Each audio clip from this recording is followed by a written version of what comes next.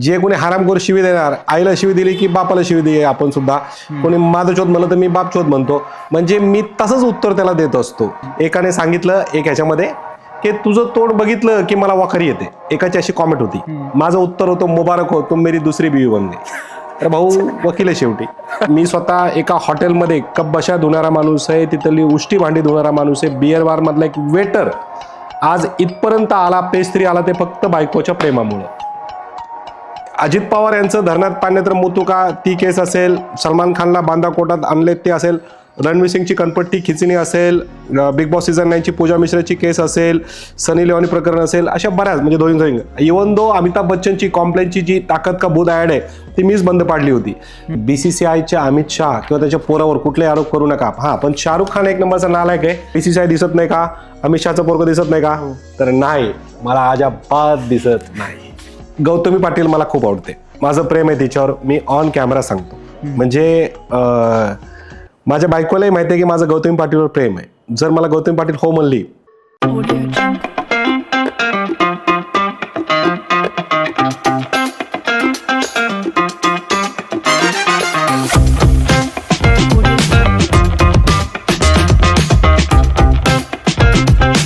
नमस्कार मित्रांनो, माझं नाव आहे ऋतुराज पंडित आणि तुम्हा सगळ्यांचं पुन्हा एकदा आपल्या शोवरती मनपूर्वक स्वागत. त्या शोचं नाव आहे relief with Ruturaj in collaboration with UDX studios and रिवाय स्टुडिओज. मित्रांनो, आज आपल्याबरोबर जे पाहुणे आलेले आहेत त्यांची ओळख मी कशी करून देऊ? ते ॲडव्होकेट आहेत, पण कलाकारसुद्धा आहेत, इन्फ्लुएन्सर पण आहेत. मित्रांनो, आज आपल्याबरोबर आहेत प्रख्यात वकील वाजिद खान सर. सर, तुमचं मनापासून स्वागत आमच्या शोवरती. थँक्यू.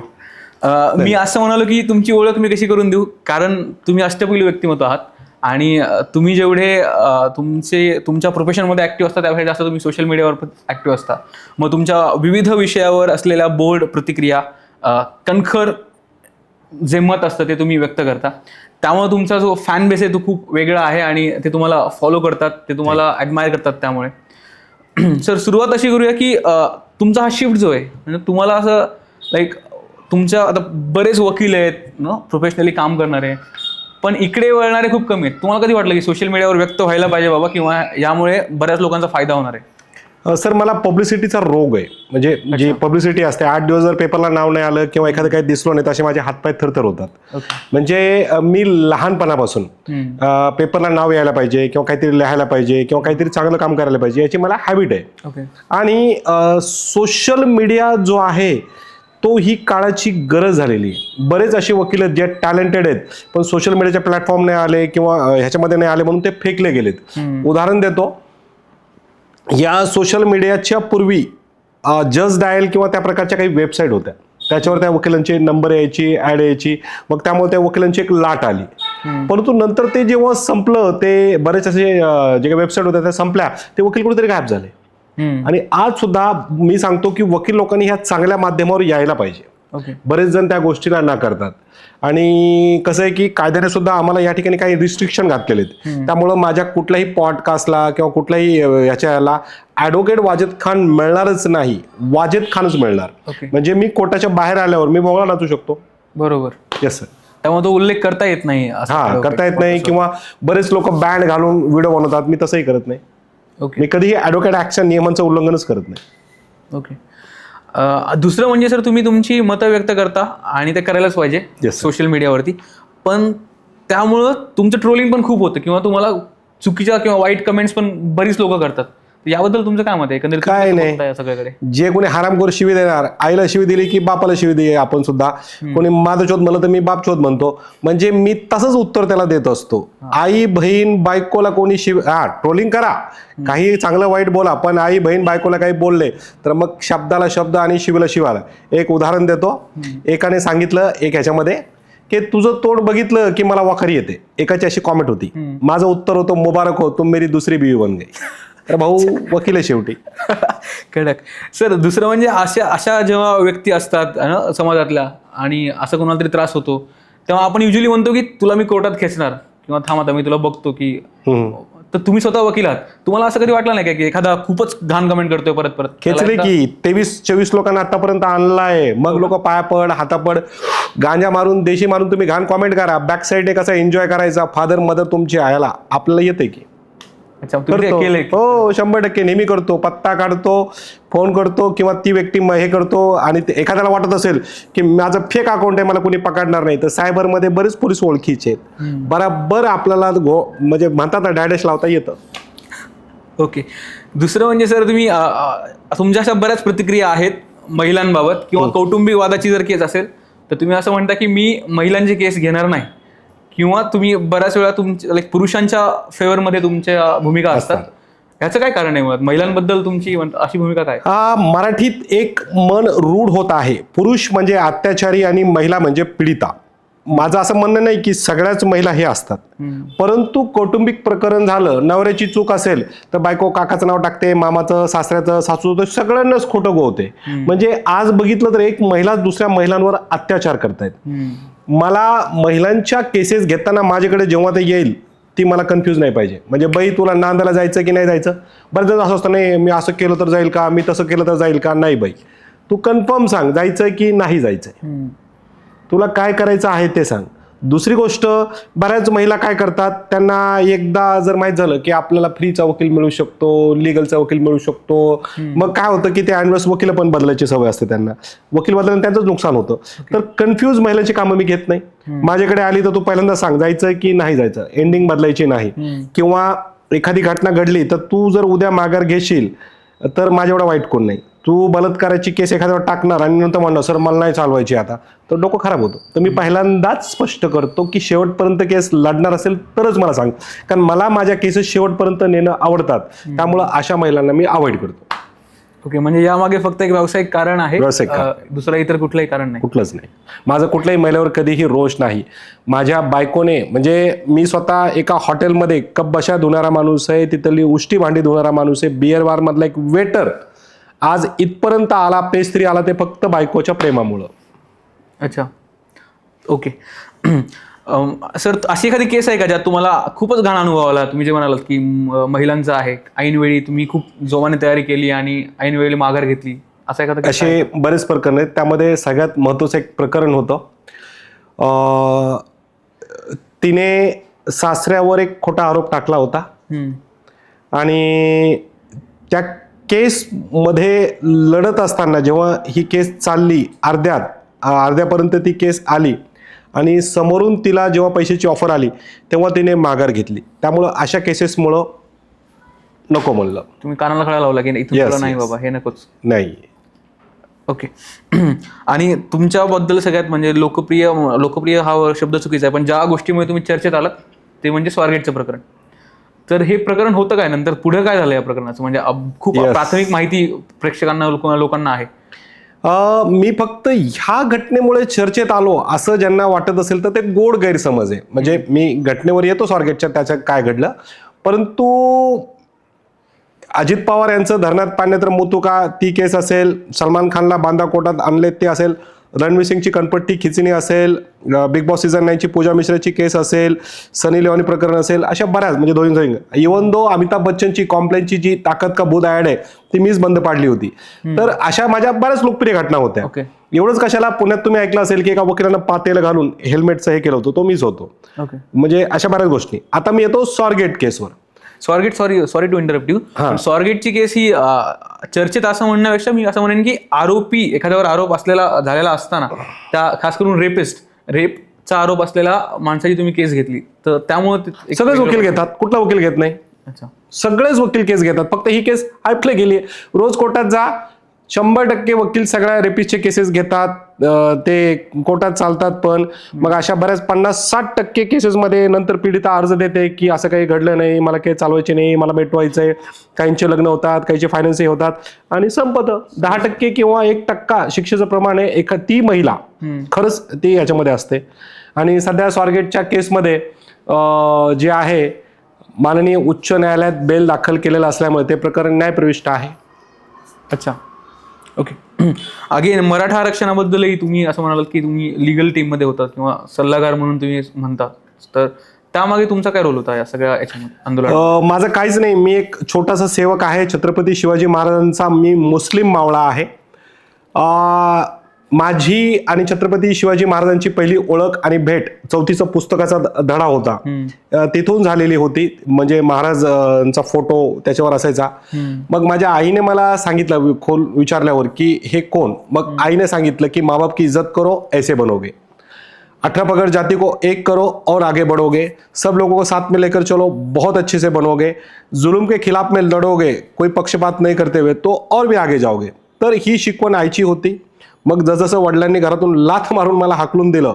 छत्रपती संभाजीनगरला हॉस्टेलला राहत असताना रूम पार्टनर मराठा लाभला. रूममध्ये तो महाराजांचा फोटो लावायचा. म्हणजे महाराजांनी माझा पाठलाग कधी सोडला नाही. त्यानंतर जेव्हा मी 2012 म्हणजे प्रेमात पडलो, पुण्यात आलो, आल्यावर इथं मी माझं आयुष्य जगत असताना गणेश मस्के माझा जिवलग मित्र आहे, माझा ज्युनियरी होता तो, त्याने माझी आणि मनोज जरांगे पाटलांशी ओळख आणि मैत्री करून दिली. 2012 साली. यस किंवा कदाचित त्यापूर्वी पण असेल. मनोज जरांगे पाटील साध्या कपड्यात, बरोबर चप्पल नाही फिरणारी अशी एक व्यक्ती होती ज्याला मराठा समाजासाठी काहीतरी करायची तळमळ होती. इव्हन तो बऱ्याच कमी लोकांना माहित असेल. 2 व्हीलरवर हा व्यक्ती पार हरियाणापर्यंत मराठा समाज जोडत गेलेला होता. म्हणजे कसं नाव नोंदणी मराठीसाठी काय करता येईल. आणि जेव्हा ह्या व्यक्तीने पुण्यात बऱ्याच जणांना मदत मागितली, मला काहीतरी करायचंय म्हणून, तर बऱ्याच लोकांनी नकार दिला. आणि मग अशातच शिवभा संघटना जरांगे पाटलांची जी होती त्यांच्या माणसांनी कोपर्डीच्या आरोपींवर भर अहिल्यानगर न्यायालयात हमला केला असा आरोप करण्यात आला. ह्या घटनेमध्ये बरेच मोठ्या लोकांनी, वकिलांनी जरांगे पाटलांना सहकार्य करण्यास नकार दिला. त्यावेळेस मी आणि गणेश मस्के त्यांच्या मदतीला धावलो. ती केस आम्ही हँडल केली. त्या आरोपींना आज जामीन मिळालेला आहे. ती केस आम्ही लढली. तर ह्या घटनेशी मग आम्ही जरांगे पाटलांशी जोडलो गेलो. मग मराठा आंदोलन जेव्हा सुरू झालं तर बरेच जण टोमणा मारतात, तू कसला वकील पाटलांचा, हायकोर्टात तर दिसला नाही आणि सुप्रीम कोर्टात दिसला नाही आणि बोलला नाही आणि समोर नाही आला. तर सगळ्यांनी आपापल्या जबाबदाऱ्या विभागून घेतलेल्या आहेत आणि होत्या. आमच्यावर गणेश मस्कर जबाबदारी होती की आपल्या पोरांवर जे काही खोटे गुन्हे दाखल होणार, मुंबईला जाणं असो किंवा आंदोलनाच्या वेळी असो, त्या केसेस बघायच्या. आज सुद्धा पाटलांकडे गोरगरीब लोक जातात, अहो साहेब आमचं हे आहे, साहेब हे आहे. पाटील साहेब काय प्रत्येक गोष्ट बघू शकत नाही. एखाद्या जमीनचं भांडण असेल, एखाद्या बाईचा नवरा मारत असेल, तर ते लोक पाटलांवर भरोसा ठेवून त्यांच्याकडे जातात. पाटील साहेब मला किंवा असे बरेच वकील आहेत, त्यांना फोन करतात, साहेब ती गरीब आहे, तुमच्या पद्धतीने मदत करा. हे असेल. मग मराठा आंदोलनाच्या वेळेस सुद्धा सोशल मीडियावर जे काही असेल ते बाजू मांडणे हे माझं काम होतं. आणि माझी स्वतःची पर्सनली एक अशी व्याख्या आहे किंवा मला असं वाटतं की छत्रपती शिवाजी महाराजांमुळे हा महाराष्ट्र घडलेला आहे. आज त्यांच्याच लेकरा बाळांना आरक्षण देताना कुठलंही सरकार, हे असे कोणीही असेल, त्यांची नाकी नऊ काय येतात, प्रॉपर मराठ्यांना आरक्षण मिळालंच पाहिजे. त्यामुळं मी आज सुद्धा कुणबीच्या अडचणी असेल, काही असेल, मी मस्के आम्ही दोघं मिळून काम करतो. आणि आयुष्यभर म्हणजे हा मुसलमान शेवटचा श्वास घेईपर्यंत जरांगे पाटलांसोबत इमानदार राहणार. बऱ्याच जणांनी पाटलांवर आरोप केली, त्यांच्या जवळची माणसं फुटली गेली, बऱ्याच काही विशिष्ट महिलावरून जरांगे असा तसा असं काही करतात. परंतु हा माझ्या समाजात, माझ्या जातीत इमानदारी असल्यामुळं शेवटपर्यंत पाटलांसोबत राहणार. आत्ता महानगरपालिकेचे इलेक्शन्स पण आहेत आणि सर पुण्यातलं, पुणे शहर हे म्हणताना तुम्ही काय ऑब्झर्व करता, पुणे शहरात गुन्हेगारी खूप वाढली आहे का, किंवा त्याची कारणं काय? जेव्हा तुम्ही रोज वेगवेगळ्या गुन्हेगारांना भेटता तर याच्या मागचं रिझन काय असेल मोस्टली? 3 कारणं सांगता येतील. पहिला नेम फेम प्रसिद्धी, दुसरा गरिबी, तिसरा जे आकर्षण आहे या क्षेत्राबाबतीत किंवा जे काही सोशल चाललं आहे, ग्लॅमराईज केलं जातं. यस. तर ही कारणं आहेत. याला जसं पोलीस आहेत, कोयता असेल, काही असेल, ते फक्त फटके देऊन जर तुम्ही आटोक्यात आणण्याचा प्रयत्न करत असाल किंवा कडक पोलीस लोक जर वागून हे करत असाल तर गुन्हेगारी कंट्रोलमध्ये येणार नाही. गुन्हेगारी कंट्रोलमध्ये आणण्यासाठी जे तरुणाई असेल किंवा लोक असतील, जसं आता एखादा सण आला किंवा काही आला, शांतता कमिटी, शांतता बैठक अशा होत असतात. अरे त्या आरोपींच्या पॅरेंट्सशी बोला ना, त्याच्या घरच्यांची मीटिंग ठेवा ना, त्या लोकांना बोलवा, त्यांची शिबिरं घ्या. गुन्हेगारी कसं संपवता येईल ह्याचे जर हे ठेवले, नाही कसं नाही संपवणार, संपेल. परंतु पोलीस काय करतात, पकडतात, त्याची प्रभात फेरी काढ, त्याला सोशल मीडियावर इकडं तिकडं हे कर, तर गुन्हेगारी वाढणारच.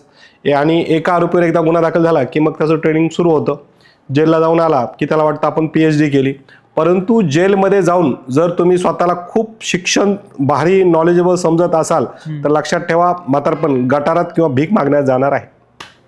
ओके सर, न्यायव्यवस्थेबद्दल तुमचं काय मत आहे, की किंवा असं कुठलं काळ सत्य न्यायव्यवस्थेचं जे तुम्हाला कळलं की हे यार एक सगळ्यात घाण आहे न्यायव्यवस्थेबद्दल? दिरंगाई. दिरंगाई. दिरंगाई, विलंब, परत ते हेच करायचं आहे, समजूनच घ्यायचं आहे. परत एक सांगतो, 10वी 12वी फेल असेल किंवा BA फेल असेल पोलीस जे असतील, बरेच जण असे असतात की ते मेन तक्रार देता सोडून तो कुठल्या गावाचा, कुठं राहणारा, म्हणजे पोलिसांची जी तपास यंत्रणेमध्ये चुका होतात त्याचा फायदा आरोपींना आणि वकिलांनाच मिळतो. त्यामुळं तिथं बसलेल्या पोलिसांनी घटनेच्या ठिकाणी काय घडलंय किंवा काय अत्याचार घडलाय ते लिहून घ्यायला पाहिजे. नसत्या पापड पसरा नाही करायला पाहिजे. तपास योग्य दिशेने करायला पाहिजे. अच्छा, असा कुठला काळा धंदा आहे जो कुठल्याही शहरात, खास करून पुणे शहरात, हा व्हाईट कॉलर लोकांकडनं केला जातो? माहिती अधिकार, वेश्यावृत्ती, ब्लॅकमेलिंग हा व्हाईट कॉलर पद्धतीने केला जातो आहे. RTI या कायद्याचा चुकीचा वापर केला जातो आहे. आणि आत्ताच्या प्रमाणात काही संवय घोषित स्वतःला समाजसेवक म्हणवणाऱ्या पुरुष असेल, महिला असेल, जन्माला आलेत, ते काय करतात, स्पा लॉजवाल्याकडे जातात, तुला धंदा करायचा आहे, आम्हाला हप्ता द्यायचा, नाही दिला की मग साहेबांकडे जाणार पोलीस स्टेशनला, साहेब धंदा चालू पळणार, मग सोशल मीडियावर बसणार, आम्ही असे आम्ही तसे, असं असं असं ते करत हे वाढवणार. म्हणजे हे संवय घोषित ब्लॅकमेकर आहेत जे स्वतःला लोय समाजसेवक दाखवतात. याच्यावर सुद्धा कडी नजर पाहिजे. अच्छा, हे जास्त सरासर होत आहे म्हणजे? सरासर होत आहे. ओके ओके सर, जर उद्या तुमच्या कुटुंबावर एखादा अन्याय झाला तर तुम्ही, आता तुम्ही जे म्हणालात की दिरंगाई होते, तर तुम्ही न्यायव्यवस्थेवर विश्वास ठेवणार का? तुम्ही तुमच्या पद्धतीने हँडल करणार ते? न्याय व्यवस्था म्हणजे काय, प्रत्येकाने इथं ठरवून ठेवलेली एक व्याख्या आहे.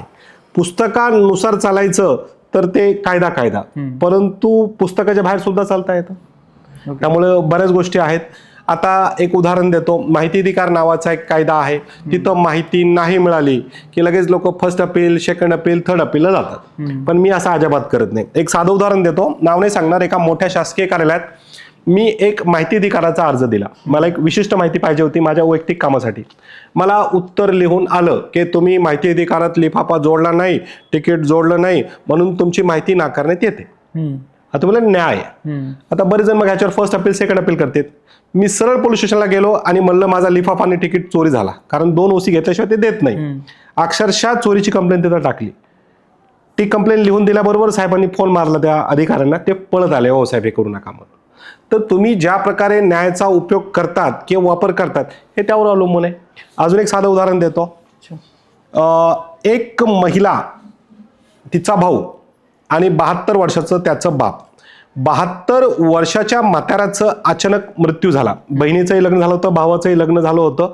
बाप मेल्याच्या 2 दिवसात भाऊ म्हणला घरी यायचं नाही.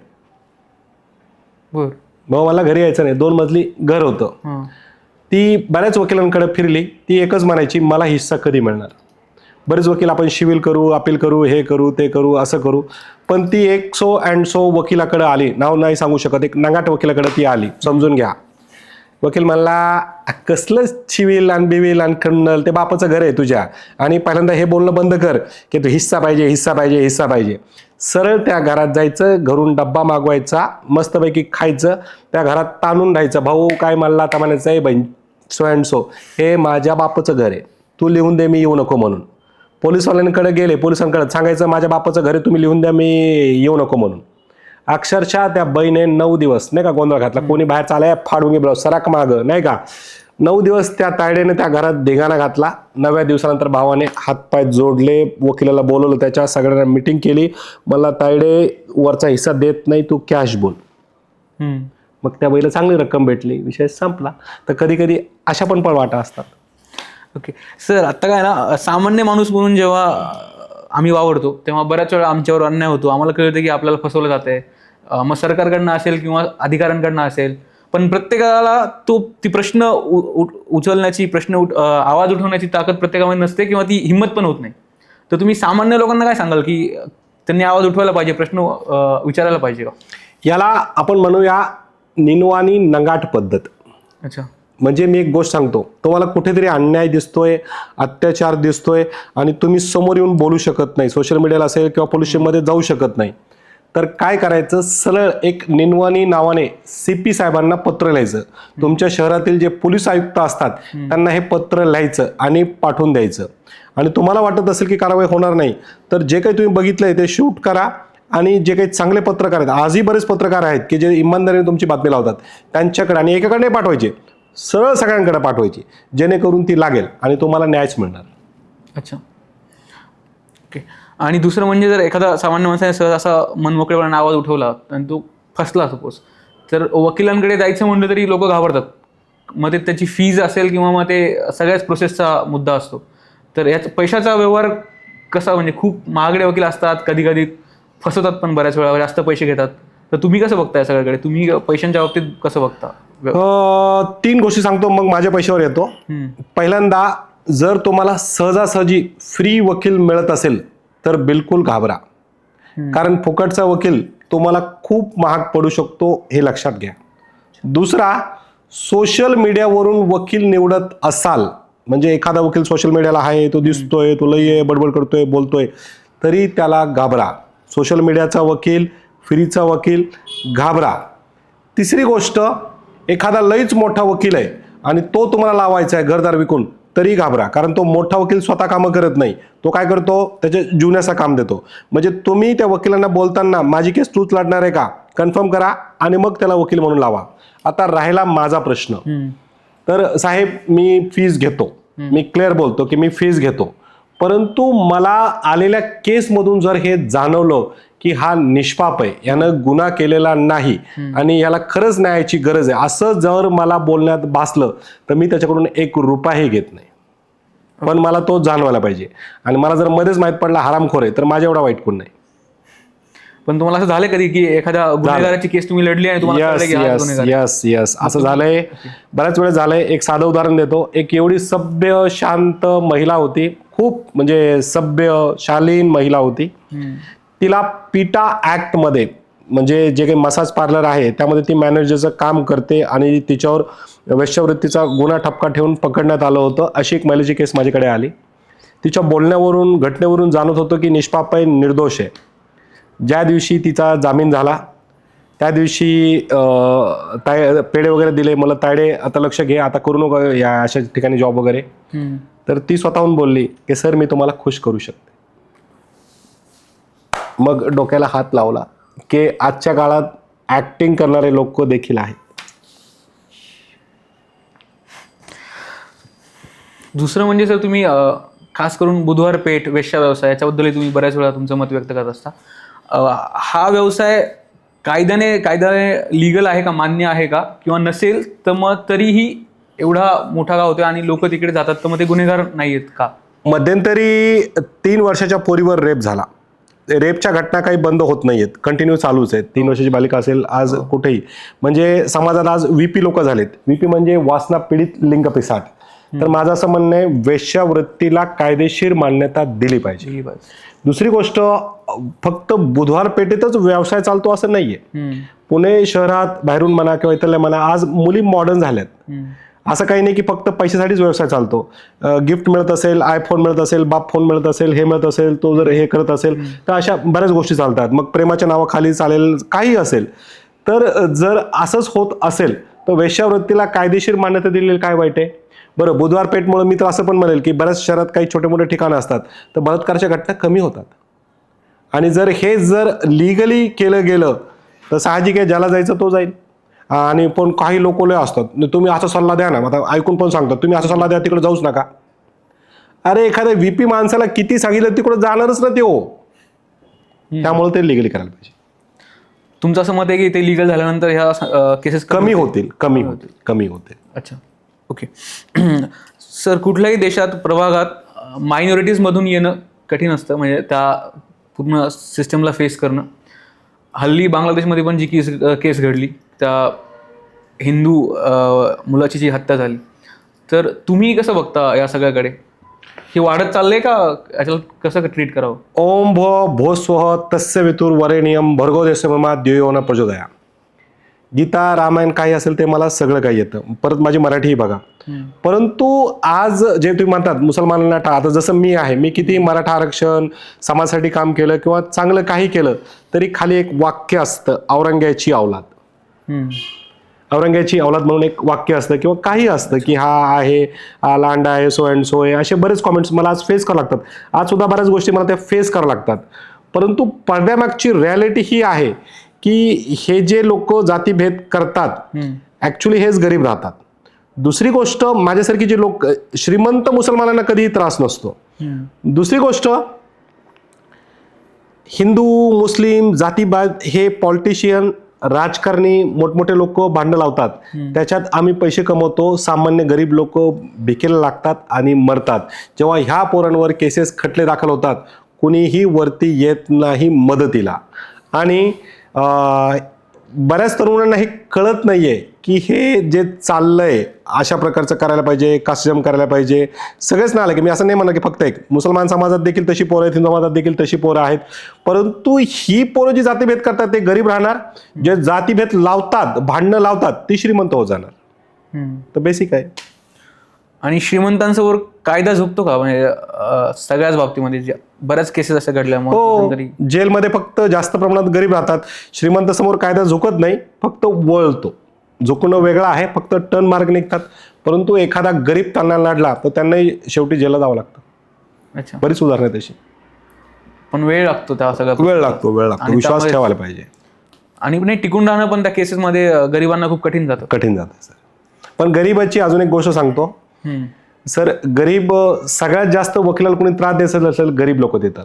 कसा, एखादं बेलचं काम, छोटं मोठं काम किंवा मोठं काम वकील द्यायचं असेल ना, अहो साहेब परिस्थिती खराब आहे, हो सर आमचं असं करा तसं करा, असं म्हणून केस देतात. परंतु एकदा वकिलाला केस दिली, काय ते काय झालं, कुठपर्यंत आलंय, होत नाही आमच्या पोराचं लवकर, मग त्याचा काका मामा फोन करणार, अहो मी त्या आरोपीचा काका बोलतोय आणि हे बोलतोय, मग ते सोशल वर्कर, मग काय करतात, गरीब त्या वकिलाला छळू लागतो.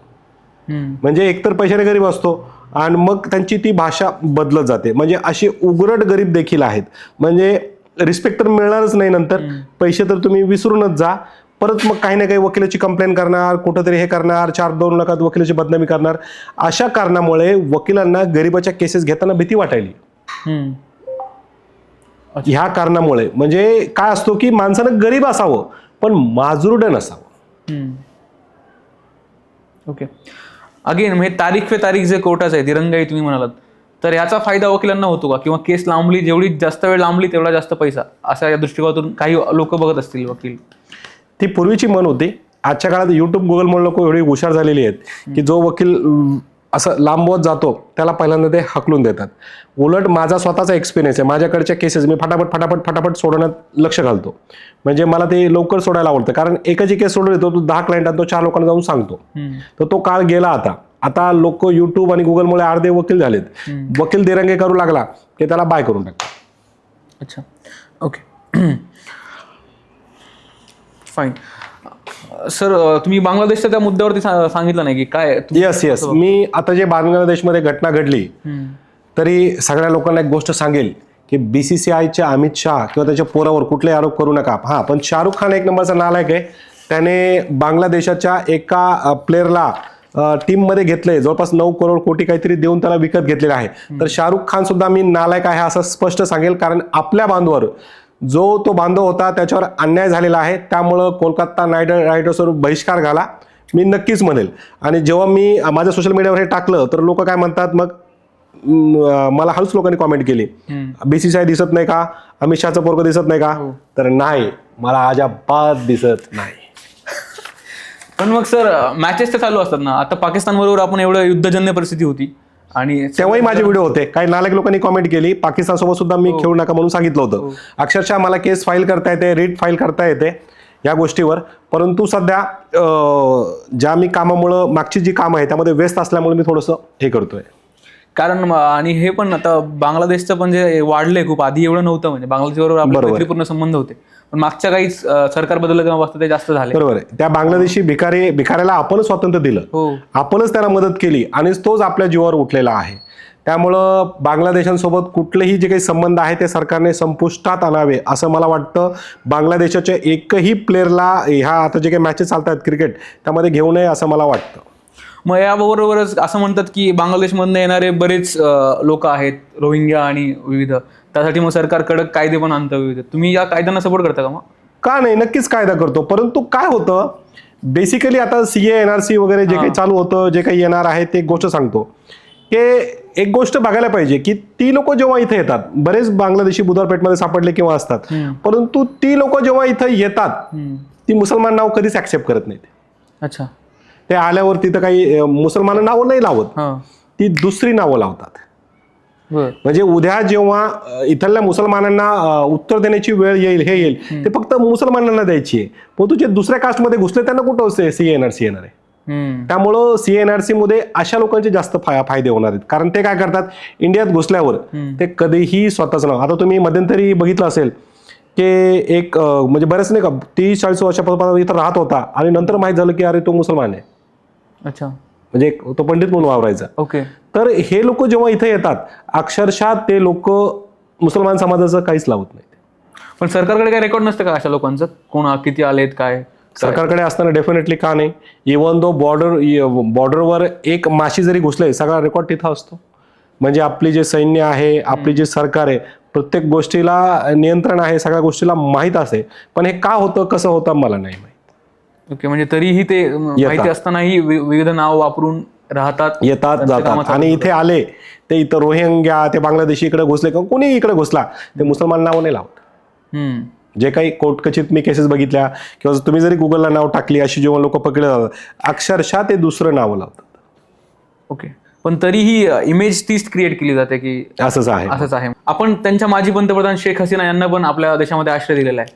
तर तुम्ही याकडे कसं बघता किंवा का दिलाय? त्या हसीनाचा पैसे ना काढा, तिला हाकलून लावा आपल्या देशातून. ती जे होती ते आपल्या देशात असे लोक खरंच नकोय. अच्छा. माझा विरोध आहे. त्यांनी आपल्याला काही सहकार्य केलं नाही, आपल्या बांधवासोबत असं केलं, त्यामुळे हसीनाचा पैसे ना काढून तिला हाकलून लावणं द्यावं असं मला वाटतं. त्यामुळे जास्त होते तिकडे असं वाटतं? त्यामुळं नाही, पण ती नकोय आपल्याला.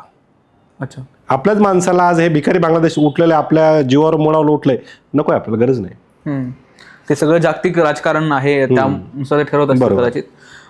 पण एकंदरीत तुम्ही राजकारणाकडे कसं बघता? आपल्या आता राज्य, महानगरपालिका इलेक्शन, राज्याचं इलेक्शन, किंवा तुम्ही इतक्या दिवसापासून या क्षेत्रामध्ये आहात, विविध लोकांचे क्रिमिनल्स, गुन्हेगार तुम्ही बघितलेत, तर राजकारणातली कशी लोक तुमच्या सानिध्यात आहेत किंवा तुम्ही सगळ्याच प्रकारची? राजकारणात ते फक्त वाईट लोक माझ्या संपर्कात आहेत, चांगली लोक माझ्यापासून लांब असतात. हा, मी सगळं सांगा. माझ्याकडे 30 लोक असतात किंवा माझ्या संपर्कात 30 लोक असतात की ज्यांना मोठं व्हायचंय, पैसे कमवायचे, फेम नेम पाहिजे, अशी लोक माझ्या संपर्कात असतात. म्हणजे सगळ्या पक्षाची का हिंदुत्ववादी पक्ष तुमच्यापासून असतात? नाही, असं काही नाही, बरेच असतात सगळ्या समाजातली. म्हणजे मी नाव नाही घेणार, पण एक सांगतो, आजची जी तरुण पिढी आहे ना, ह्या राजकारणाची जाती लागते ना, जातीभेद करते, हिंदू मुस्लिम करते, येडे तुम्ही येडे. हे लोक फक्त पोटं भरतायत. वकील, पोलीस, पॉलिटिशियन सगळे फक्त पोटं भरतायत. मस्तपैकी चाललेलं आहे. तुम्ही आज सुद्धा खायला वांदे, टपऱ्या टाका, गरिबी जगा, एकमेकांना मारून मरत राहा. प्रगत राष्ट्र बघा, तिथं हे फालतूपणा, पांचटपणा चालत नाही. इवन दो फक्त एका समाजाची लोक, पाकिस्तान असेल, हे भिकेल लागलेत. म्हणजे काय होतं, जेव्हा विकास सोडून धर्म केला जातो, शेवटी ती तरुण पिढी भिकेल लागते. पाकिस्तानचं तेच हाल आहे, त्यांना खायला आटा नाही. बांगलादेशचा हाल बघा, कुत्र्यासारखे हाल आहेत. अफगाणिस्तान, म्हणजे इथं फक्त एक म्हणजे नाही का, कुठल्याही राष्ट्रात फक्त धर्म केला गेला तर विकास बंद होतो. आपल्याकडे होते का असं हल्ली? आपला देश त्याच मार्गाने चालू आहेत. त्यामध्ये आजची तरुण पिढी जी आहे, पूर्वीसारखी एकमेकांसोबत राहिलेली नाहीये. आजच्या काळातली तरुण पिढीला काय पाहिजे की कोणतरी डोक्यात काहीतरी भरलं की ते चालू होतं. परंतु याच्यातून जर विचार केला गेला, परत बॅक होऊन विचार करा की अशी जी कट्टर पिढी होती, खूपच एकमेकांच्या धर्माविषयी द्वेष करायची, शेवटी आज गरिबीत जगत आहेत आणि म्हातारपणी मग सर्व धर्म समभावाचे नारे देतात. ओके. तुमच्या आयुष्यातली सगळ्यात डिफिकल्ट तुम्हाला वाटलेली किंवा कठीण वाटलेली केस यस, ती होती मनोज जरांगे पाटलांसाठी लढलेली केस होती अहिल्यानगरची. बेसिकली कोर्टात, म्हणजे आज जे अहिल्यानगर आहे, पूर्वी अहमदनगर होतं, या कोर्टात 4 आरोपींनी उतरून कोयते घेऊन त्या आरोपींवर हमला केला होता, कोपर्डीच्या आरोपींवर. आणि तिथं ते पळत होते. सीसीटीव्ही कॅमेरे होते, पोलीस सुद्धा त्या ठिकाणी होते, प्रत्यक्षदर्शी साक्षीदार पोलीस, इतर लोक कोयता घेऊन. आणि ह्यामधून त्या आरोपींना जामीन मिळवून देणे म्हणजे तारेवरची कसरत होती. म्हणजे अक्षरशः घाम फुटायचा. आणि त्या काळात एक गोष्ट मात्र खूप भारी होती. आज आम्हालाही वाटलं नव्हतं मनोज जरांगे पाटील म्हणजे मनोज दादा एवढे मोठे होतील. ते अक्षरशः आमच्या 2 व्हीलरवर, आमच्या गाडीवर बसून आमच्यासोबत नगरला यायचे. मग आम्ही तिथे रात्री एका रूमवर, इकडे ठिकाणी लॉजवर थांबायचो. तर त्या केसमध्ये कशी आर्ग्युमेंट करायची, कसे क्रॉस विचारायचे, ह्याच्यासाठी काय व्हायचं जे काही प्रश्न उत्तरं चालायची नाही का, आणि पाटलांसमोर आम्ही तसं ते करून दाखवायचो. तर गप्पा गोष्टी. आणि अजून एक सांगतो, आज दादांचं राजकीय गोष्टी बाकीच्या गोष्टी नाही का, जे कडवट बोलणं लोकांना दिसतं, परंतु ही व्यक्ती खूप छान सुंदर मराठींचे वाक्य बोलते. त्यांच्या बोलण्यात सुद्धा एक छान विनोद असतो. जुन्या गोष्टी सांगतात. इतिहासावर तर त्या माणसाचं खूप चांगला हातखंडा आहेत. तर त्या मजा यायची. तो व्यक्ती असा आहे की रस्त्याच्या कडेला बाजून भाजी भाकर पिठलं देखील आमच्यासोबत त्या माणसानं खाल्लेलं आहे. तर ती एक चॅलेंजिंग केस होती. ओके. मग तुम्ही सेलिब्रिटीजना पण तुम्ही म्हणाल की बऱ्याच सेलिब्रिटीजना तुम्ही target, I won't use the word target, but तुम्ही त्यांच्या विरुद्ध पण बऱ्याच वेळा केस फाईल केलेली आहे. सलमान, बोला बरेच आहेत. सलमान आहे, अक्षय खन्ना, अक्षय कुमार, सनी लिओनी, जे काय असेल नाही का, अमिताभ बच्चन, त्याची कॉम्प्लेनची ऍड माझ्यामुळे आज बॅन आहे. अशी बरीच यादी आहे मोठी. बट या केसमुळे तुमची पर्सनली भेट झाली का कोणाबरोबर, किंवा कॉल आला तुम्हाला एखादा? नाही, भेट तर सगळ्यांशीच होते, पण कॉल आला म्हणजे मला कोणी मॅनेज करू शकत नाही किंवा मला तशी कॉल करायची कोणाची हिंमत नसते. हा झालेला होता, परत सलमान खान केसमध्ये सुद्धा झाला होता, परंतु मी नाही म्हणलं. शेवटी ती केस आम्ही हरलो, परंतु इमानदारीने लढणे. कारण काय, माझं पहिल्यापासून पैसा हा कधी टार्गेट नाही राहिला आहे. म्हणजे आज मी चांगला आहे, कमवलेला आहे, मी असं नाही म्हणणार, परंतु बेसिकली ज्याच्याकडे नाव आहे, नेम फेम आहे, पैसा त्याच्याकडे पळत येतो. आणि माझ्यासाठी वकील हे माझं पॅशन आहे. म्हणजे एक फिल्म आहे देशभक्त नथुराम गोडसे, आज देखील ती माझ्यामुळे बॅन आहे. ओवीसीच्या विरोधात सुद्धा मी केस घेतली होती, अकबरुद्दीन ओवीसीच्या विरोधात सुद्धा, म्हणजे त्यांना पुण्यातली पहिली सभा मिळू नये म्हणून मनाई हुकम आम्ही टाकलेला होता. तर मी कोणी असेल, मी कास्ट बघत नाही, जात बघत नाही, किंवा तो सेलिब्रिटी किंवा नॉर्मल हे बघत नाहीये. दुसरी गोष्ट, पैसा कधीच मी इम्पॉर्टंट दिला नाहीये नावासाठी. मी आजच्या तरुण वकिलांना 3 सल्ला देईल, लक्षात घ्या. जे लोक फक्त पैसे कमवणार वकिलीत येत आहेत किंवा आलेले आहेत, वापस जा. 3 सल्ला असा आहे की कोर्टात गेल्यावर घरी 3 गोष्टी घेऊन जायचा. पहिलं नेम फेम, दुसरं नॉलेज, आणि तिसरे थोडेफार पैसे. अच्छा. पण पैशाचा मोह करून नीतिमत्ता गमावण्यात काही अर्थ नाही. नाही, अशा वकिलांना पैसा मिळतोही, पण नंतर ते फेकले जातात. पैसा हा आमच्या वकिलीत क्षणिक आहे, पण तो जो नाव टिकून राहणार, पैसे त्याच्याकडे 100% येत राहणार आणि तो वरती जात राहणार. पण तो सुरुवातीला आले पैसे, हे घे तिकडे हे घे, मग नाव खराब होतं तुमचं. नाव लिहायला एकदा नाव बदनाम झालं की तुम्ही फेकले गेले. पण असेही बरेच वकील असतात जे करतात, टार्गेट करून एखाद्याला करतात, पैसे उकळण्यासाठी करतात. मग ते फेकले जातात. कुठेतरी आहे, काही वकील जेलला सुद्धा गेलेले आहेत. मध्यंतरी एक पुण्यात फेक जामीनदारची घटना घडली होती. तर बरेच अशा जे असेल तर जातात पण. ओके. राजकारण्यांचा तुम्हाला कधी एखादा फोन आला की धमकीचा, किंवा की हे नको करू, या विषयावर नको बोलू? राजकारणाचा पण आलेत आणि दुसरे पण आले, परंतु माझी एक गोष्ट असते, मला कोणीही असा धमकीचा फोन केला, मी तो उचलतो. पहिल्यांदा हा हॅलो म्हणतो, काय बोलतो ऐकतो, मग त्यानंतर मी एक शब्दही बोलत नाही. मी त्याच्याशी बडबड अजिबात करत नाही, म्हणजे माझी रेकॉर्डिंग व्हायरल व्हायला पाहिजे असं मी काही करत नाही. मग त्याने परत फोन लावला तरी उचलतो, हा हॅलो, मग पुढचा शब्द मी बोलतच नाही. असं बरेच वेळ झाले. फक्त ती रेकॉर्डिंग ठेवतो आणि जे नंतर कायदेशीर करायचं ते मात्र मी नक्की करतो. त्यामुळे मला फोन करायला शेवटी परेशान होतो आणि पोलीस स्टेशन कोर्ट केसची चक्कर मारावी लागते. ओके. एक चांगला समाज निर्माण होण्यासाठी एक चांगली मजबूत न्यायव्यवस्था असणं खूप गरजेचं असतं. बरोबर. पण न्यायव्यवस्थेबरोबरच अशा कुठल्या गोष्टी आहेत जो एक चांगला समाज घडवू शकतात? जसं की बरीच माध्यम आहेत, सिनेमा, चित्रपट एक असं माध्यम आहे ज्यातनं एक मेसेज जातो सोसायटीमध्ये की कसं वागावं. असं म्हणतात की सिनेमा हा समाजाचं प्रतिबिंब आहे, किंवा बऱ्याच वेळा सिनेमातनंही लोक बघतात आणि तसं वागायला सुरुवात करतात. तर तुम्ही या सगळ्याकडे कसं बघतात? मी थोडं निगेटिव्ह पॉझिटिव्ह दोन्ही बघतो. यशवंत नावाचा एक चित्रपट आला होता नाना पाटेकरचा, तो माझा खूप फेवरेट आहे. त्या चित्रपटाने माझं आयुष्य बदललं. त्यामध्ये तो स्वतःची इमानदारी जपण्यासाठी कुठल्या थरावर जातो हे दाखवलं होतं. थोडंसं निगेटिव्ह येतो, मिथुन असेल किंवा गोविंदा असेल, अशा काही असेल, मिथुनने बरीच पिढी बरबाद पण केली. मिथुन चक्रवर्ती, म्हणजे लोक लांब केस ठेवायचे म्हणून पोलीस भरतीत नाही गेले किंवा ऑटो रिक्षा चालू लागले नाही का. तर चित्रपट माणसाला 3 तास हरवतो. परंतु पूर्वीची पिक्चर वेगळी होती, आताची पिक्चर अशी आहेत की डोकं कसं भडकवता येईल, त्यामधून येताना जातीभेद कसा. पूर्वीची पिक्चर एकात्मतेचा संदेश द्यायची, आताची पिक्चर कशी की ह्यो समाज वाईट आहे, तो समाज वाईट आहे, मग दंगल, मग वादिवाद, अशा गोष्टी होतात. त्यामुळं दोन्ही गोष्टी त्यामध्ये आहेत. ओके. तुम्ही वेगवेगळ्या सिनेमाच्या प्रीमियर्सला तुम्हाला बोलवलं जातं, मोठ्या मोठ्या कलाकारांबरोबर तुम्ही उठता बसता, त्यांचे एक पडद्यावरचं काम त्यांचं बरीच लोक बघतात, पण पडद्यामागे काय चालतंय हे तुम्हाला जास्त माहिती आहे. कोण कसं काय करतं, काय नाही, कोणाच्या मागे काय चालू आहे, हे सगळं तुम्हाला माहिती असतं. बरोबर आहे. मग हे सगळं बघितल्यानंतर या सिने क्षेत्राकडे बघण्याचा दृष्टिकोन कसा आहे तुमचा? की मला आवडतं. माझ्या आयुष्यात 3 आवड आहेत: वकिली, चित्रपट आणि चहा. मी फिल्म इंडस्ट्रीमध्ये लीगल ॲडवायझर म्हणून काम करतो. म्हणजे त्या चित्रपटाचे कायदेशीर ज्या बाबी आहेत त्या सांभाळायचं काम मी करतो. कलाकारांचे बरेच वादविवाद, कॉन्ट्रोवर्सी, चेक बाउन्स असेल ते माझ्याकडे असतात. किंवा एखाद्या चित्रपटामध्ये कशा प्रकारे कॉन्ट्रोवर्सी होते हे सुद्धा मला माहीत आहे. बरेच जण ॲडवाईस पण घेतात. चित्रपटमध्ये काही चुकीचं आलंय का नाही आलं का ते पानसोडीचे लोक मला कॉन्टॅक्ट करतात. इव्हन दो प्रवीण तडे यांचा मुळशी पॅटर्न पुणे कोर्टात स्टार्टिंगला जे काही प्रकरण थांबण्यात आलं होतं त्यामध्ये मीच ॲज अ ॲडव्होकेट होतो. आज प्रवीण तडे माझे चांगले मित्र आहेत, नाही का. मुळशी पॅटर्नशी सुद्धा बरेच माझे वाद निगडीत आहेत. हे झालं असेल. मध्यंतरी आता सूरज चव्हाणचा ते राजाराणी चित्रपट सुद्धा आमचे वाद होते. आता माझी सूरजची चांगली मैत्री आहे. तर बऱ्याच गोष्टी आहेत. इव्हन दो पीके पिक्चर असेल, नाही का. म्हणजे पीके चित्रपटाच्या विरोधात आवाज उठवणार पहिला मुसलमान मीच आहे की हे अशा प्रकारचे चुकीचं आलेलं आहे.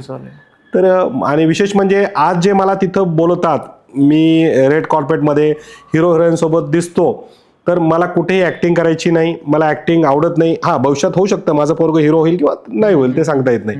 परंतु मला हे ग्लॅमरस क्षेत्र आवडतं. मला पहिल्यापासून टॉपचा वकील व्हायचा नव्हता, परंतु मला ग्लॅमरस, फेमस असा वकील व्हायचा होता. मी त्या टार्गेटने चाललेलो आहे. नशीब माझं की मला तिथं काम ॲज अ लिगल ॲडवायझर म्हणून मिळत आहे. ओके. आता ग्लॅमर क्षेत्राशी निगडीत असणं किंवा राहणं हे करताना किंवा मग वकिली करणं सुद्धा बऱ्याच क्रिमिनल्सच्या सानिध्यात राहणं, याच्यामधनं मग व्यसन हे नॉर्मल गोष्ट असते, किरकोळ गोष्ट असते या क्षेत्रामध्ये. त्यानंतर रिलेशनशिप्स, अफेअर्स बरेच असतात. तर तुम्हाला कधी या सगळ्या गोष्टींचा अनुभव आला का तुम्ही जाणून बुजून ठरवून या सगळ्यापासून दूर आहात? पहिली गोष्ट, गौतमी पाटील मला खूप आवडते. माझं प्रेम आहे तिच्यावर. मी ऑन कॅमेरा सांगतो. म्हणजे माझ्या बायकोलाही माहिती आहे की माझं गौतमी पाटीलवर प्रेम आहे. जर मला गौतमी पाटील हो म्हणली तर मी हे करेल. दुसरी गोष्ट, मी माझ्या बायकोने म्हणजे एकेकाळी ती प्रायव्हेट जॉब करायची, मी छोटं मोठं काम करायचो. मी कधी काळी हॉटेलमध्ये ॲज अ वेटर म्हणून काम केलंय. त्यामुळं कुठलंही व्यसन करताना मी विचार करतो की मी कुठून आलेलो आहे. म्हणजे मी आज दारू, बिडी, काडी काहीच पित नाही. त्याचं कारण हे आहे की मला माझ्या गरिबीची जाणीव आहे. परत तिसरं सगळ्यात महत्त्वाचं कारण आहे, मला जेव्हा वडिलांनी घरातून हाकलून दिलं होतं पाठीमागे लात मारून, तर ते मला एक बोलले होते, तेरे जैसे 10 वकील मेरे आगे पीछे घूमते. म्हणजे मी ठरवलं होतं तसा कॉमन वकील व्हायचा नाही आहे. मला माझ्या पप्पांच्या नजरेत हिरो होण्यासाठी मी समाजात बरेच वाईट कामं, वाईट केसेस सगळं हँडल केलं. परंतु ह्या 3 गोष्टीमुळं मी बिघडलो नाही सर. पण तुम्ही हा किस्सा बऱ्याच वेळा मेन्शन केलेला आहे की तुम्हाला घरातून हाकलून दिलं, तर ती गोष्ट काय होती? म्हणजे ती गोष्ट अशी होती की पप्पांची इच्छाच नव्हती की मी वकिलीत यावं. पप्पांनी मला छोटं मोठं काम करण्यासाठी जिल्हा परिषद पाणीपुरवठा विभागात लावलं होतं. ते काय करायचे? ते एस टीमध्ये ड्रायव्हर होते. आणि तेव्हा असं जाणवलं की बाबा साहजिक आहे, बापानं लोकांच्या हातापाया पडून कामाला लावलंय. मी तिथं परमनंट होऊ शकत होतो किंवा चांगला होऊ शकत होतो. परंतु ती नोकरी मी जेव्हा सोडली, कुठलाही बाप रागवेल, त्यामुळं मला कुठलीही वकिलीत मदत केली गेली नाही आणि पहिल्यांदा घरातून धक्के मारून हाकलून लावण्यात आले. म्हणजे तुमचं वकिली हे पॅशन होतं आधीपासून की मला हेच करायचं म्हणून? माझ्या मित्राचे वडील वकील होते. मी ते बघत बघत ह्याच्यामध्ये मी आलो. अच्छा. किंवा मध्ये हिरोईक फिल्म, जसं तुम्ही मिथूनच्या चित्रपटांबद्दल उल्लेख केला की लहानपणी अन्याय खूप पाहिलेला असतो किंवा हे होतंय म्हणून आता मी वकील होईन बाबा, असं काय होतं का? नाही, असं काही नाही. पिक्चरचा प्रभाव तर नव्हता. परंतु जे सांगितलं, यशवंत आवडतो, क्योंकि मैं झूठ नहीं बोलता आवडतं, जॉली एलबीचे पार्ट 1, 2, 3 यांच्याशी माझा इतिहास जोडलेला आहे. परंतु गणित वकिलीतच यायचे 3 प्रमुख कारणं सांगता येतील की गणित या विषयात, वकिली या विषयात गणित नसतं. म्हणजे लहानपणी माझ्या मित्राच्या वडिलांनी टोमणा मारला होता, तुला गणित येत नाही ना, तू वकील हो. तर ती गोष्ट मला पटली होती. मग 1992 बाबरी मस्जिद, राम मंदिर हे जे काही कांड घडलं त्यावेळेस मी माझे चुलत बंधू बाहेर क्रिकेट खेळत होतो. मग पोलिसांनी मला फटका मारला होता पाठीमागे, चला बाहेर आतमध्ये पळा म्हणून. मग त्याच्या वडिलांनी त्या लोकांना माफी मागायला लावली होती. तर मला जाणवलं होतं की राव काय पॉवर असते वकिलांमध्ये, नाही का. तर अशा गोष्टीमध्ये मग मला ती क्रेज निर्माण होत गेली.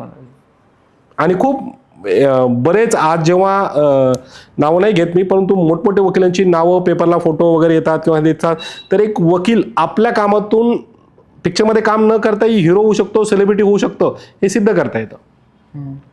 पण आता तुम्ही एवढे चित्रपट बघता, प्रीमियरला जाता, तुम्हाला कधी असं वाटलं की आपण एक सिनेमा बनवावा किंवा काम? 100%. मी आयुष्यात 2 म्हणजे जे काही स्वारगेटची केस आहे त्यावर मी एक पिक्चर नक्कीच बनवेल. याशिवाय चाणक्य खान म्हणून एक पिक्चर होऊ शकतं की येईल म्हणून. ओके. आणि तो माझ्या आयुष्याशी निगडीत असेल. परंतु सध्या मी काय करतोय, माझ्याकडे वकिलीचा खूप छान कामाचा ओघ आहे. परत मी ते क्षेत्र जवळून बघतोय, शिकतोय. म्हणजे मला जेव्हा असं वाटेल की आता हातपाय माझे थकले, जोपर्यंत मी छान पळतोय तोपर्यंत मी करतोय वकिली. परंतु जेव्हा मला असं वाटेल की हा नाव करायचंय, तर मी नक्कीच, मला काही दिग्दर्शन करायला आवडणार नाही, as a producer, as a writer म्हणून मी ती स्टोरी पडद्यावर आणेल आणि त्याचं नाव असेल नक्कीच चाणक्य खान. तुमच्या आयुष्यात तुम्ही तसं म्हणाल की विविध लोकांना भेटता, चांगल्या वाईट सगळ्या प्रवृत्तीच्या लोकांना भेटता, तर तुमच्या आयुष्यात भेटलेला सगळ्यात ग्रेट तुम्हाला असं वाटलेला की हा बाप माणूस आहे, किंवा सगळ्यात चांगला नाही म्हणता पण सगळ्यात अष्टपैलू व्यक्तिमत्व वकिलीचा का? नाही, एकंदरीतच ओव्हरऑल, की ज्याच्यामुळे तुम्हाला असं वाटलं की तुमचं आयुष्य बदललं, असा चांगला एक माणूस आणि एक असा वाईट माणूस, नालायक माणूस तुम्ही बघितलेला की सगळ्यात नालायक, की ह्याच्यामुळं तुम्हाला वाटतं की अशासारख्या माणसांच्या सानिध्यात राहणं काय, त्यांच्या आजूबाजूला फिरकणं सुद्धा टाळायला पाहिजे. ओके, तर पहिल्यांदा आमचा बाप आणि आम्ही हे पुस्तक सगळ्यांना माहित आहे. पुणे विद्यापीठाचे कुलगुरू डॉक्टर नरेंद्र जाधव, मी यांच्याशी खूप भन्नाट इम्प्रेस आहे.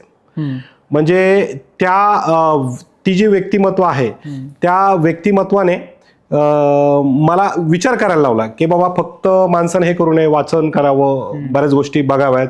तर मी त्या व्यक्तीला खूप, तो कमी टायमिंग होता, परंतु मी त्याच ह्याच्यामधून त्या व्यक्तीचा फॅन झालो आणि ती व्यक्ती मला माझ्या पूर्ण आयुष्यात आवडलेली व्यक्तिमत्व आहे.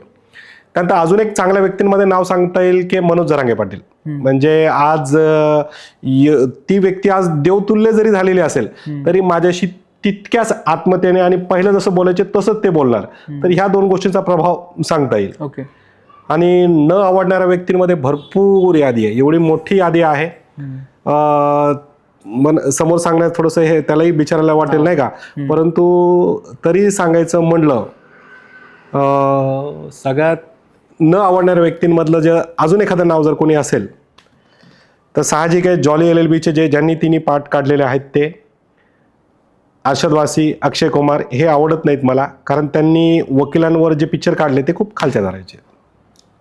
जॉली LLBचे जे दोन्ही पार्ट आलेत की वकिलांचा जे कोर्टात चालतो अवमान, सौरभ शुक्ला असेल त्यांनी गेलं तर हे चुकीचं आहे.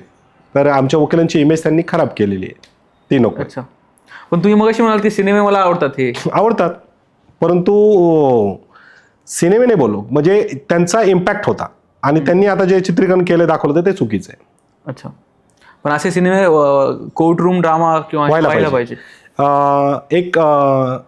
एक रुका हुआ फैसला म्हणून एक पिक्चर आहे युट्यूबला, एकाच रूम मध्ये बनलेला आहे. ओके. तो पिक्चर सगळ्यांनी बघावा, तो मला जास्त आवडतो. ओके. आणि तुम्ही हे पण म्हणाल क्योंकि मैं झूठ नहीं बोलता, हा पण गोविंदाचा आहे. त्यामध्ये एक वाक्य भारी होतं, त्या वाक्याने कुठेतरी मला ऊर्जा दिलेली आहे. ते वाक्य असं होतं की बडा आदमी बनना है तो बडा रिस्क भी मैं लेंगा. मग मोठमोठे ह्यांचे केसेस असो, बाईचे केसेस असो, याच्यावर केसेस टाकणं असो, त्याचे केसेस असो, मी त्या नेहमी घेत आलेलो आहे. मग कुणाच्याही विरोधात उभं असणं असो, अजित पवार असो, राजसाहेब असो, कुणाच्याही विरोधात उभं राहताना, कंप्लेंट करताना, इव्हन दो फॅमिली कोर्टात फडणवीस आले म्हणून झाडं कापलेली होती, काही फांद्या कापलेल्या होत्या, तर त्याची देखील मी कंप्लेंट केली होती. म्हणजे ऊर्जा मिळते अशा गोष्टी. हो, पण प्रॉब्लेम्स होत असतील ना अजित पवारांच्या केसबद्दल, तुम्हाला बरेच फोन आले असतील. येतात. मग शेवटी माणूस विचार करतो की आपण कुठून आलेलो आहेत आणि कसं आहे. आणि आता एक खूप छान गोष्ट झालेली आहे की माझ्या मागे एक देशी गँग आहे. देशी गँग म्हणजे पिऊन बिचारे देशी असतात, 2-5-10 रुपये दिले तर असा माझा फॅन वर्ग मोठा आहे. मी जर त्याला म्हणलं जा ह्याला सोळा फटके दे, तर ते माझ्या शब्दा खातीर कुठं मागं हटणार नाही.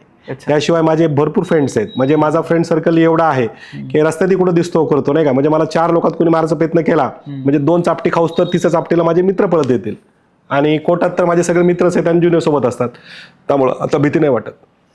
तुम्ही मगाशी म्हणालात की तुम्हाला पॉप्युलरिटी किंवा फेमस होणं हे आवडतं, नेहमीच आवडत आले. जर तुम्ही 2 दिवस तुम्ही कुठेतरी आला नाही तर तुम्हाला असं वाटतं 8 दिवस जर तुम्ही थोडं अंडरग्राऊंड राहिलात, कुठे बाहेर नाही पडला तर तुम्हाला थोडं वेगळंच वाटतं. बरोबर आहे. पण यासाठी लाईक फेमस व्हायचे म्हणून किंवा पॉप्युलर व्हायचे म्हणून तुम्ही कधी चुकीच्या मार्गावर किंवा जी गोष्ट चुकीची ती तुम्ही केलीत का? नाही, माझी गोष्ट आहे जी चुकीची दिसते त्यावर टीका करून मी फेमस होतो. पण त्यासाठी पब्लिसिटी घेतो, पण मी चीप थराला जाऊन नाही घेत. उलट वेगळा टर्न घेऊन आपला वेगळा अँगल ठेवून मी पब्लिसिटी घेतो. Good publicity plus bad publicity equal to good publicity. म्हणजे कुठलीही पब्लिसिटी शेवटी ती चांगल्यामध्येच मोडते. ओके.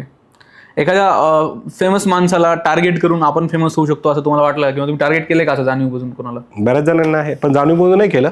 पण नशीब आलं, योग आला. सलमानला तर खूप डिचवलं मी. आज तो चांगला ओळखतो, परिचय आहे नाही का, अच्छा. सलमान खान. परंतु मी त्या माणसाला डिवचलं. ओके. त्यावेळेस ती गरज होती. तुम्हाला पर्सनली कॉल आला का कधी सलमान खानच्या टीम? सलमान खानचा कॉल आणि संबंध नाही, म्हणजे हे करू शकत टीमचा आला का? नाही. येस, नुकतंच नाही, टीमचं तर होतेच कॉन्टॅक्टमध्ये. याशिवाय नुकतंच फरहान खानची केस मी आता अपूर्ण सोडली नाही का. फरहान खानने सुद्धा एका महिलेला हे केलं होतं, तिच्या पिक्चरवरून, जो आता मालेगाव सुपरबॉय झालं होतं, तर ती केस माझ्याकडेच होती. ओके, चालेल सर. तुम्ही विविध विषयांवरती, खास करून न्यायव्यवस्था आणि बरेच हे कॉन्ट्रोवर्शियल पण टॉपिक्स आहेत ज्याबद्दल बोलायला लोक टाळतात, पण तुमची ओळख असती की तुम्ही निर्भीडपणे बोलता. पण अगेन जाता एक शेवटचा प्रश्न, की तुमच्या बोलण्यात जे ॲग्रेशन असतं, तुम्ही खूप रोखठोक बोलताच, पण बऱ्याच वेळा शिव्या पण असतात, तर हे तुमचा नॅचरल स्वभाव आहे का ते रागामध्ये येतं फक्त? नाही, मला राग येत नाही, मी कूल माणूस आहे. परंतु मी ज्या खडतर प्रवासातून आलोय, त्यामुळे मला समोरच्याचं फुकट त्याचं जे काही त्याने मला दिलंय त्याला ते डबल देणं मला आवडतं. साहजिक आहे, रिस्पेक्ट करणं, आई बहीण मातेची, कुठल्याही मातेची रिस्पेक्ट करणं आपलं कर्तव्य आहे. तुम्ही लैंगिक शिवीगाळ करणार, आई बहिणीवर शिवीगाळ करणार, तर उत्तर मिळणारच नसतं. आणि राहिला प्रश्न अजून एक आहे की जसं महात्मा गांधी म्हणायचे की कुणी तुमच्या अंगावर थुकलं, हे केलं तर ते पुसा. पण तू माझं काय म्हणणं असतं की त्याची चड्डी काढून ते पुसा. धन्यवाद.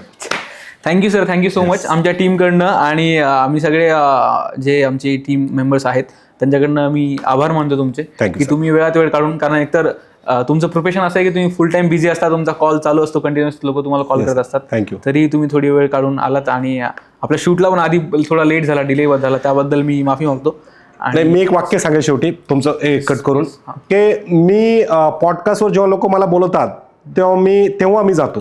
परंतु मी हा पॉडकास्ट, यांचा चॅनलचा पॉडकास्ट पूर्वीच बघितला होता, आणि एवढ्या कमी वयात यांचा जो ब्रेवपणा होता आणि यांचा कॉन्फिडन्स होता, तो मला आवडला. म्हणून मी ह्या चॅनलला स्वतः कॉन्टॅक्ट केलेला आहे. मी आज 4 लोकांसमोर सांगतो. धन्यवाद.